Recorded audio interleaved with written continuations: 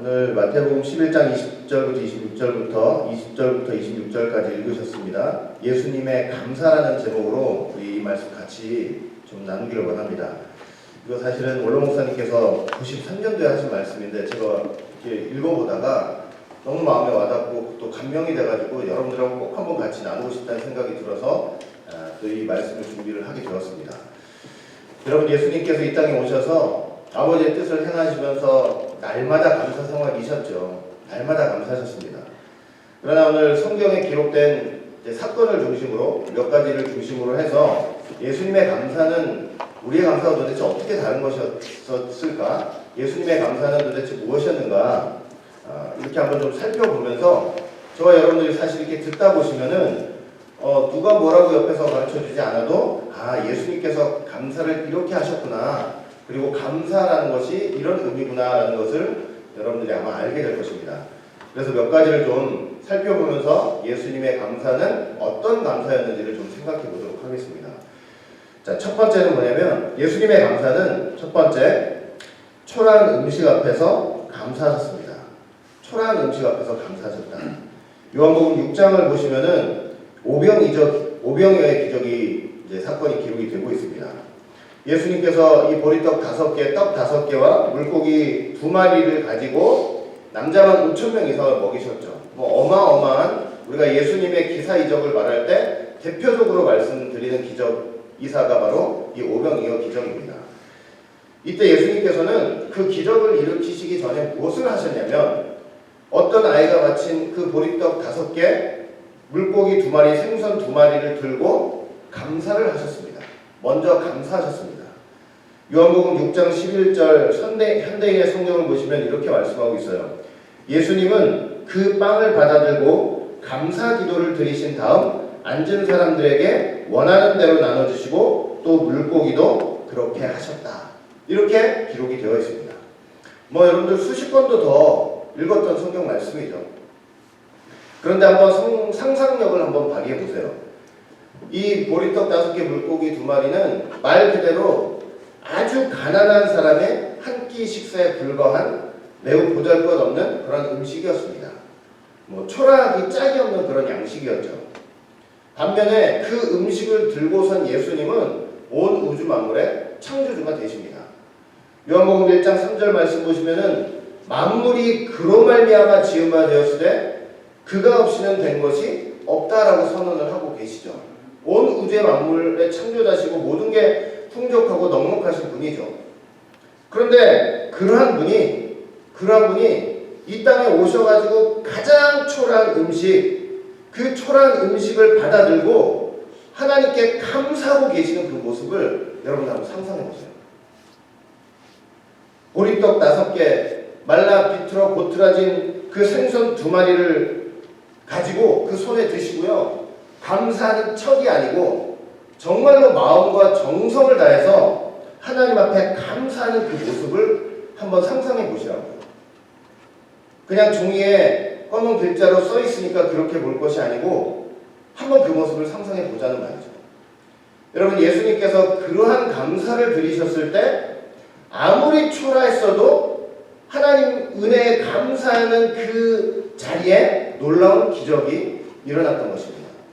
남자만 5,000명, 여자아이 합치면 수만 명이 되겠죠. 그 많은 사람들을 다 먹이고도 남는 놀라운 기적이 일어났던 것입니다. 여러분들 5,000명이, 남자만 5,000명이 먹을 수 있는 그 떡이 생긴 다음에 예수님께서 감사하신 것이 아니었죠. 여러분, 우리가 세상의 감사와 예수님의 감사 차이가 여기 있다는 것을 좀 기억했으면 좋겠어요. 세상의 감사는 기적이 일어나고 나서 감사하는 거죠. 눈에 5,000명이 또 수만 명이 그걸 먹는 걸 보면서 이런 놀라운 하나님의 기적이 있다니 은혜에 감사합니다. 이게 세상의 기적이고 우리 삶 속에서 우리가 하는 감사예요. 넉넉하게 생겼을 때. 그런데 예수님의 감사를 보고 나니까 보니까 뭐냐면 가장 초라한 음식을 두고 먼저 감사를 하시고 나서 그 감사의 토대 위에서 엄청난 기적이 일어났다는 것을 우리가 알 수 있습니다. 결론이 뭐냐면 이거예요. 감사가 없는 곳에는 절대로 기적이 일어나지 않는다는 것입니다. 여러분, 감사가 없는 곳에는 하나님의 축복이 오지 않는다는 것을 분명히 말씀을 하고 있는 거예요. 여러분, 이것이 바로 우리가 세상 살아가는 삶과 신앙생활하는 사람의 삶이 다른 가장 근본적인 모습이 되는 거예요. 신앙을 하는 사람들은요, 예수님을 믿는 사람들, 신앙을 하는 사람들은 많은 게 들어와서 감사가 아니고 먼저 초라해도 감사한 다음에 그 감사의 토대 속에서 하나님이 주시는 많은 복을 받아 누리는 거예요. 그게 신앙의 훈련이고 신앙의 사람이에요. 그래서 감사가 있는 곳에 기적이 있는 것이고요, 감사가 있는 곳에 하나님의 축복이 오는 거예요. 이런 신앙의 순서와 신앙의 원리를 알지 못하고는 우리가 그 나라 갈 때까지 불평불만하다 사는 거예요. 우리는 생각해보세요. 그래도 우리의 식탁에는 보리떡 5개, 말라 비틀어진 생선 2마리보다는 우리의 식탁은 풍성하죠. 그런데 그 식탁 앞에서 정말 예수님과 같은 이런 심정으로 우리가 감사하고 있습니까? 아니면 더 상다리가 휘어지도록 그렇게 차려서 먹는 정도가 돼야 되는데 하면서 불평하고 있지는 않나요? 여러분, 불평하는 사람은 행복을 갖지 못하고 감사하는 사람에게 행복이 있다는 것이 성경이 말씀하는 진리입니다. 너무나 행복해서 감사한 것이 아니고 감사하며 살기 때문에 행복하다는 것이 성경의 말씀입니다. 잠언서 15장 17절 보니까 여간 채소를 먹으며 서로 사랑하는 것이 살찐 소를 먹으며 서로 미워하는 것보다 나으니라. 채소를 먹으면서도 서로 감사하면서 서로 사랑하면서 그렇게 먹고 사는 것이 산의 진미를 먹으면서 서로 미워하고 불평하고 감사하지 않고 사는 것보다 100배, 1000배 낫다고 말씀하시는 거예요. 나으니라, 히브리어로 토부예요. 하나님 보시기에 좋았다. 하나님 보시기에 좋은 세계예요. 그게. 여러분, 불평하는 눈으로 보면요, 우리가 신앙생활하면서도 마찬가지로 불평하는 눈으로 보게 되면 다 나만 힘들고 나만 괴로워, 세상 온통 다 불평하는 일밖에 없는 거예요. 그러나 감사하는 눈으로 보면, 신앙의 눈으로 보면 가장 초라한 음식 앞에서도 왜 이것밖에 없느냐고 불평치 않으시고 그 초라한 음식을 가지고 하나님 앞에 정성으로 믿음을 다해서 감사하신 그 예수님의 마음과 눈으로 보면 주변의 모든 것이 감사의 재료가 된다는 것을 깨달으시길 바라겠습니다. 하나님의 은혜로, 우리가 하나님의 은혜로 신앙생활을 한다는 것, 감사하는 안목을 가지는 거예요. 감사하는 안목을 가지는 거. 그 안목을 가지고 날마다 행복하면서 마음을 감사하면서 그렇게 살아가시는 여러분들이 되시기를 주의 이름으로 축원하겠습니다. 두 번째, 예수님의 감사는 실패 속에서도 감사해요. 실패 속에서도 감사. 오늘 본문 말씀이 여러분들 읽으신 본문 말씀이에요. 다시 한번 읽어볼게요. 이게 어떤 내용이었는지. 마태복음 11장 20절 보니까 예수께서 권능을 가장 많이 베푸신 고을들이 회개치 아니하므로. 여러분, 이게 무슨 뜻일까요? 예수님께서 권능을 가장 많이 베푸신 마을들이 회개치 않았대요. 이게 무슨 말이냐면 예수님이 그 마을들에 대해서 정성을 다했어요. 있는 힘을 다해서 말씀을 선포했어요. 복음을 선포했어요. 하나님의 나라가 가까운다고 말씀했어요. 그것도 모자라가지고 수많은 기사와 이적과 능력을 다 베풀었단 말이에요. 아무튼 최선을 다하셨어요. 예수님이 그렇게 하셨으니까 열매가 풍성해야 되겠죠. 자, 그런데 그렇게 예수님이 정성을 다해서 힘을 다해서 온 힘을 다해서 정성을 쏟으신 그 마을들이 어떻게 했대요? 회개치 않았다. 오히려 악질적으로 예수님을 비꼬기나 하고 우습게 여기기나 하고 예수님을 불신했다고 말씀을 하고 있는 것입니다. 한마디로 말하면요, 실패의 절정이에요. 실패의 절정. 예수님이 이렇게 말씀을 전하시면서도 실패를 하셨구나. 그러니까 물론 본질적인 면에서 보면 실패가 없으시죠, 예수님 안에서는. 그러나 이렇게 해 나가시면서 이렇게 정성을 쏟았는데도 불구하고 실패하신 현장인 거예요. 큰 실패 현장이죠. 얼마나 마음이 아프시고 괴롭고 그야말로 마음 들 곳이 없으셨죠. 그래가지고 무슨 말씀을 하셨냐면, 자, 마태복음 11장 20절부터 24절 쭉 읽어보시면, 그때 책망하시되, 그때 책망을 하시는 거예요. 화가 있을진저 고라시나, 이제 고라신이라는 마을, 화가 있을진저 벳세다야, 벳세다라는 마을, 너희에게서 행한 모든 권능을 두로와 시돈에서 행하였다면 저희가 벌써 베옷을 입고 제에 앉아 회개하였습니다. 두로와 시돈은요, 지중해 연안에 있는 도시예요. 무역으로 인해서 큰 부를 쌓았어요. 우상숭배도 엄청났어요. 그렇게 유명한 그런 도시예요. 그런데 만약에 내가 이 고라신이나 벳세다에 쏟은 정성의 반이라도 내가 두로와 시돈에 쏟으면서 말씀 전하고 기사 이적을 보였다면 얘네들은 벌써 회개했을 거라 이거예요. 벌써 회개했을 거라. 그렇게 정성을 쏟고 애를 쏟았는데 회개하지 않아요. 오히려 그만큼의 정성을 다른 데다 이방에다 쏟았으면 벌써 회개했을 거다. 22절 내가 너희에게 이르노니 심판날에 하나님의 심판날에 두로와 시돈이 너희보다 견디기 쉬울 것이다. 23절 가버나움아. 여러분 가버나움이 어떤 것이 예수님의 본 무대죠. 본 무대. 본 무대 그 활동 무대예요. 내가 하늘에까지 높아지겠느냐 음배까지 낮아지리라. 내게에서 행한 모든 권능을 소돔에서 행하였다면 그 성이 오늘날까지도 있었습니다.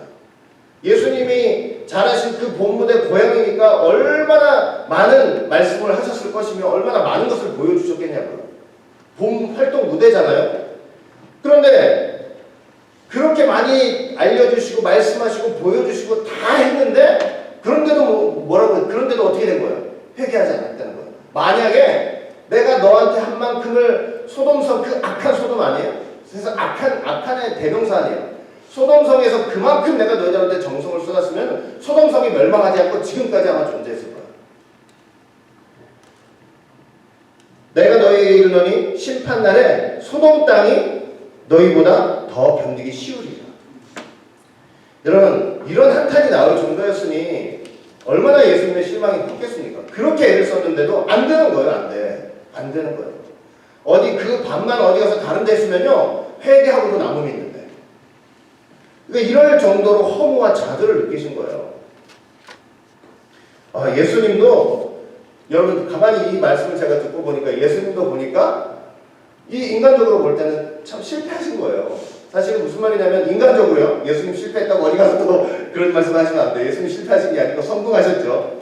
예수님 솔직히 말해서 십자가에서 달리실 때 수만 명이 예수님 말씀 좋다고 쫓아다니고 예수님이 기저이상으로 베푼 떡을 먹을 때는 수만 명이 있었잖아요. 그런데 그 십자가 그 고난의 자리에 예수님의 그 십자가 고난의 자리에 몇 명이 남았습니까?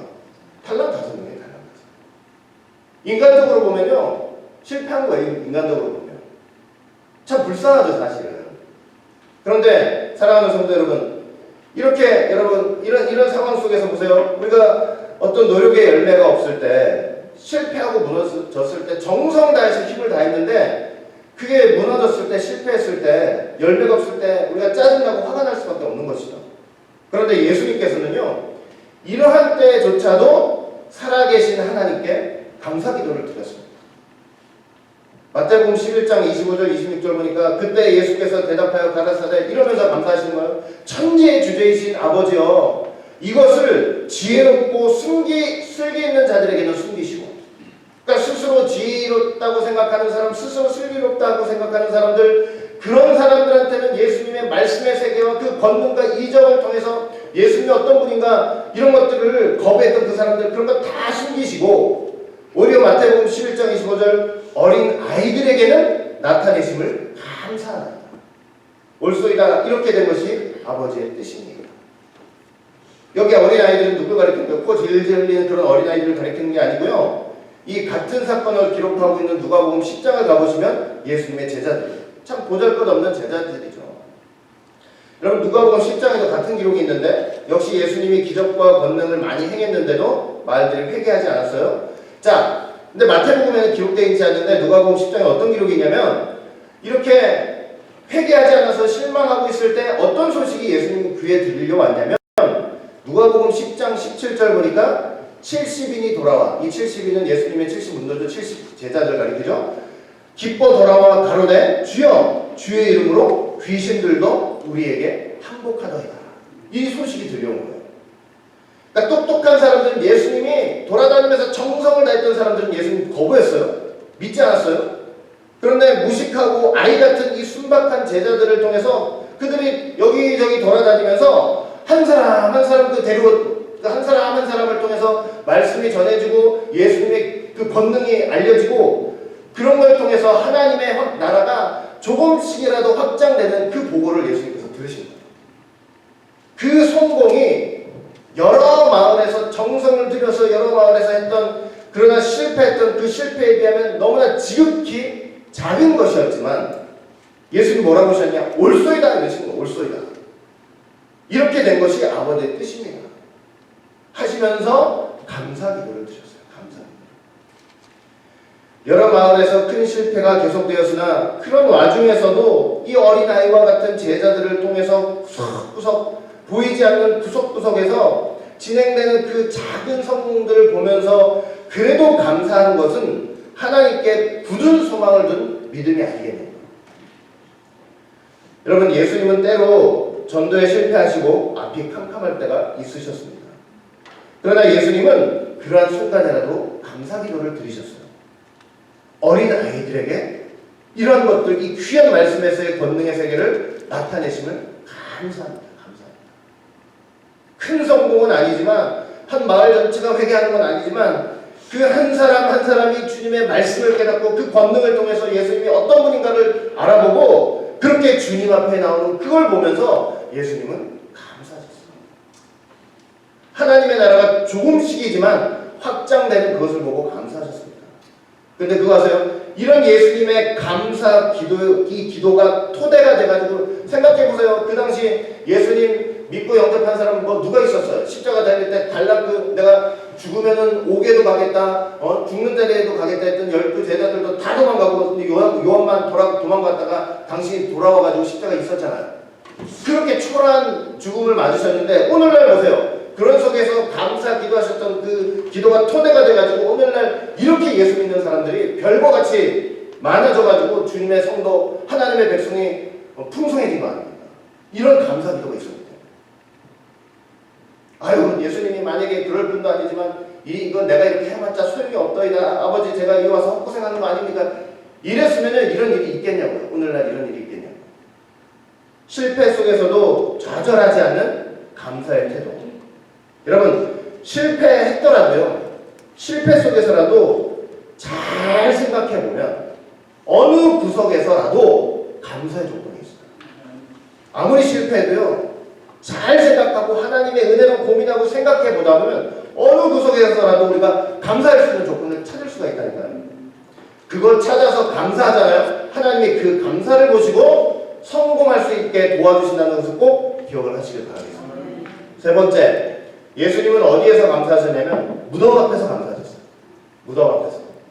나사로가 죽어서 무덤에 장사됐죠.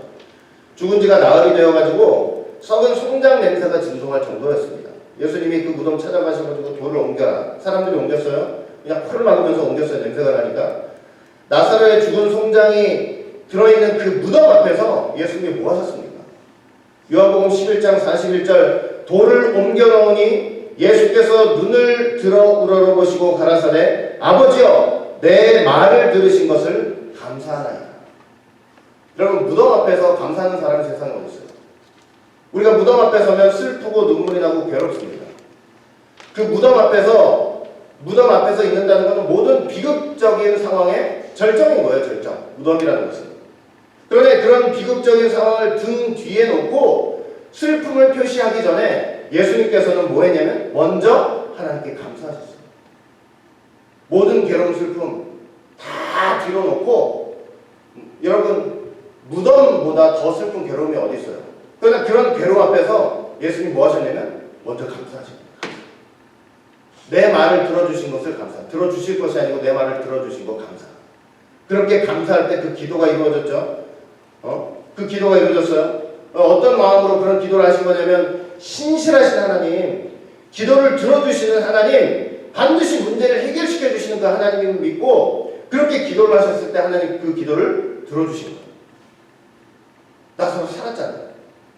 여러분, 무덤이라는 것은 방금도 말씀드렸지만요, 무덤은요 영적으로 이제 더 이상은 우리 힘으로 어떻게 할 수 없는 사방이 꽉 막히고 캄캄한 지경이에요. 무덤 속에 들어가면 이제 더 이상 할 일이 없잖아요. 살아있을 때 뭔가 할 일이 있는 거지. 그런데 그런 꽉 막히고 캄캄한 지경, 그런데 그런 상황 속에서라도 나의 이름으로 기도하라. 내가 실행해 주겠다. 이런 예수님의 말씀을 우리가 믿고 있습니다. 요한복음 14장 13절 너희가 내 이름으로 무엇을 구하든지 내가 시행하리니 너희가 내 이름으로 무엇을 구하든지 내가 시행하리니 이는 아버지로 하여금 아들을 인하여 영광을 얻으시게 하려 함이라. 주님의 이름으로 기도하면 꼭 들어주신다. 모든 문제를 해결해 주신다. 무덤 앞에서. 그렇게 믿고 의심치 않고 편안한 마음으로 하나님 앞에 내 기도하면 하나님께서 들어주신다. 들어주실 것이다. 아니고 들어주신다. 이런 마음으로 하나님 앞에 감사 기도를 할 때 무덤 안에서 나흘이 아니고 40일이 된 썩은 성장이라도 안 살아나올 수가 없다는 것입니다. 예수님께서 감사 기도를 마친 후에 나사로야 나오라 이랬잖아요. 나사로가 나왔어요. 나온 거 아니에요. 여러분 나사로가 살아 나온 다음에 감사 기도 드린 거 아니라고 그랬어요. 살아 나온 다음에 감사 기도 드린 거 아니에요. 무덤 안에 있을 때 감사하고 사람이 어떻게 할 수 없는 그 무덤 문제 앞에서 감사할 때 살아나온 거예요. 여러분 여러분들의 기도를 반드시 들어주시는 예수의 이름으로 기도하는 여러분들의 기도를 반드시 들어주시는 하나님인 줄을 믿으시고 여러분 감사하시면서 어떻게 해요? 감사하시면서 꼭 기도하시기 바라겠습니다. 여러분 무덤 같은 환경이라도 여러분들 앞에 내 어려움이 무덤이 돼 있을지라도 심지어 거기서 죽은 지 나흘이 돼가지고 펄펄 썩어요. 이제 더 이상 어떻게 할 수 없다. 그런 상황 속이라도 내 기도를 들어주시는 하나님 내 이름으로 구하라 내가 무엇이든지 시행하겠다라고 말씀하시는 그 예수님의 말씀을 믿고 감사하며 기도하시는 여러분들이 되시기를 주의 이름으로 축원하겠습니다. 마지막 네 번째 예수님은 어디 앞에서 감사하셨냐면 마지막 식사 앞에서 감사하셨습니다. 마지막 식사 앞에서 감사. 마지막 만찬 때죠. 이제 십자가 4시간 이제 앞두고 남아있지 않는 상황이에요. 예수님 다 아시는 분 아니에요? 몽둥이 찜질 당해요. 쥐어 터지고 가래침, 주먹 다짐, 머리를 맞고 또 맞고 머리에 가시가 씌우고 양손 양발에 대맛이 박히고 옆구리에 창 찔리고 예수님 다 아시는 분이 아니에요. 그런데 그런 상황 속에서 그 비참한 죽음을 맞이하면서 다 아시는 분인데 이제 마지막 식사하시는 거예요. 이거 먹고 나면 그런 엄청난 지경을 당하는 거예요. 여러분 이런 마지막 식사 앞에서 감사할 수 있는 사람이 어디 있냐고요. 나 이제 죽는데 이거 먹고 죽는데.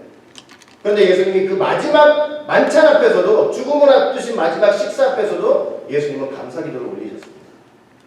누가복음 22장 17절 현대인 성경 보면 그리고서 예수님은 잔을 들어 감사 기도를 드린 후 말씀하셨다. 너희는 이것을 가져다가 너희끼리 나누어 마셔라. 누가복음 22장 19절 현대인 성경 보면 예수님은 또 빵을 들어 감사 기도를 드리고 떼어서 제자들에게 주시며 이것은 너희를 위해 주는 내 몸이다. 너희는 이것을 행하여 나를 기념하라 하고 말씀하셨다. 마지막 만찬을 드시면서 마지막 식사를 드시면서도 감사한 거예요. 감사. 마지막 결론도 감사해요. 감사. 여러분 사형수에게 마지막 식사를 준다고 할 때 그 식탁을 받고 감사 기도가 나오겠냐고요. 나오겠어요? 주님은 마지막 식사를 놓고 마지막 식탁을 앞에 놓으시고 하나님 앞에 진심으로 감사했어요. 33세 젊은 나이 억울하기 짝이 없죠. 예수님은 살아오시면서 지리에서 단 1mm도 벗어난 적이 없으세요. 하나님 되신 예수님이 이 땅에 오셔서 왜 그렇게 처참하고 오해받으면서 그렇게 죽어야 합니까? 분하기 짝이 없죠. 그러나 주님은요 그런 죽음을 앞둔 마지막 식탁 앞에서 나는 죽어도 좋다 이거예요. 죽어도 좋다. 내가 죽어서 이 당신의 택한 백성들이 사망의 길로 치닫는 것을 막고 그렇게 할 수 있다면 그들을 하나님 앞으로 인도하는 그렇게 될 수 있다면 나는 희생제물이 되어도 나는 두려움이 없다. 그러면서 감사. 하나님의 뜻을 이루는 감사. 하나님의 뜻을 이루는 감사. 여러분 이런 감사 없이 어떻게 십자가를 지냐고요. 여러분 십자가도 감사 없이는 질 수가 없어요. 우리가 신앙생활하면서 이제 제가 깨달은 것이 이거예요. 우리가 자기 십자가 다 지고 가라는데 신앙생활에 우리 십자가가 얼마나 많아요? 내 십자가를 내가 지고 가야 되는데 감사 없이는 질 수가 없어요. 감사 없이. 어떤 오더라도, 내가 이거 먹고 죽는다는 환란이 오더라도 그 마지막 식탁 앞에서조차도 감사는 여러분들이 돼요. 저와 여러분들이 돼야 돼요. 그러니까 날마다요, 하루하루의 삶을 통해서 그 식탁 앞에서 내가 감사하는 훈련을 하셔야 돼요. 감사하는 훈련. 그래야만 환란 속에서도, 어떤 환란 속에서도 내가 감사로 그 환란 이길 수 있는 거예요. 여러분, 마지막 식탁에서 감사하려면요, 날마다의 식탁에서 감사를 하셔야 돼요. 그런 감사가 없잖아요. 환란 오잖아요. 그냥 불평과 불만과 이러면서 하나님 떠나게 돼 있어요. 이게 어쩔 수가 없는 거예요. 결론을 맺도록 하겠습니다. 주님께서 초라한 음식 앞에서, 가장 보잘것없는 음식 앞에서, 그 왕이, 온 우주의 창조주가 그 앞에서 그 음식을 들고 하나님 앞에 정성을 다해서 감사하실 때 남자만 5,000명, 수만 명이 먹는 그런 기적이 일어났습니다. 옛날 드라마 여러분들 가끔 보시면 그냥 지지고 이제 그런 사람, 그런 간땡이 군 사람 없죠? 남자가 반찬이 이게 뭐냐고 밥상 엎어버리잖아요. 그런 일이 없지만 요즘은 그게 아니고요. 오늘날로 말하면 예수님은 밥하고 김치만 차려진 그 앞상에서도요, 있는 힘을 다해서 하나님께 감사하는 거예요. 그런 감사가 있으니까 그 집안이 잘 될 수밖에 없는 거예요. 기적이 일어나고. 주님은 실패 속에서도 감사합니다. 감사했죠. 그렇게 애를 쓰시고 복음을 전하고 기사이적 다 했는데 회개하지 않고 믿지 않아요. 그런데 그런 가운데서 좌절할 수 있는데 좌절하지 않고 제자들이 와요. 그 어린애들 같은 코 흘르기 제자들이 와요. 선생님, 그래도 다 반대했지만 저 세리, 창녀, 가난한 자들, 그 귀신 걸린 자들은 하나님 말씀 받더라고요. 예수님 말씀 받더라고요. 잘 받더라고요. 그렇게 보고할 때 예수님께서는 큰 실패는 하셨지만 그들을 통해 구석구석 그래도 조금이라도 말씀이 선포되고 예수님을 알아보고 깨닫는 사람들이 생기는 걸 보고, 아, 하나님의 나라가 확장되는 것을 보시면서 감사하십니다. 실패 속에서도 그래서 절망할 필요가 없습니다. 어떤 하나에 국한해서 지역적으로 볼 필요가 없고 하나님을 보면서, 하나님 나라 전체를 보면서, 여러분들 우리 지체 중에 중요하지 않은 거 하나 없잖아요. 발가락 하나도 얼마나, 이 몸에서 볼 때 발가락 하나도 얼마나 귀해요. 우리가 하나님 나라에 우리가 발가락이라도 하나 될 수 있다면 그거 얼마나 사실 감사해요. 하나님 나라를 구성하는 발가락이라도 된다면. 여러분, 그러니까 감사하자고요. 감사하자. 슬픔과 비극의 종착역인 무덤 앞에서도 감사해. 근데 더 이상 사람을 손쓸 수 없다. 그러나 그런 무덤 앞에서도 감사. 내 말을 들어주시고, 이런 속에서도 예수님 이름으로 구하면 예수님은 반드시 들어주신다. 감사. 마지막 식사 앞에서도 감사. 하나님의 뜻을 이루는 죽음, 그리고 부활의 소망을 가진 그런 죽음이, 이게 죽음을 앞둔 것이기 때문에 감사.